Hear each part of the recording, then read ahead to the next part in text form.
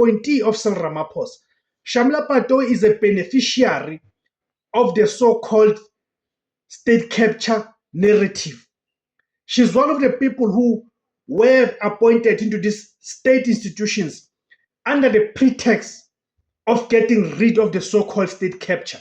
But actually, these are the people who actually oversaw the real state capture of these institutions.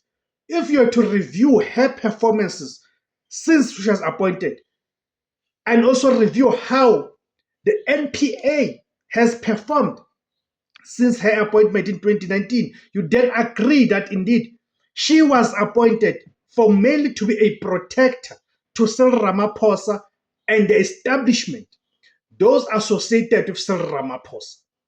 So her term is coming to an end, and through different commissions, she has been exposed to be utterly incompetent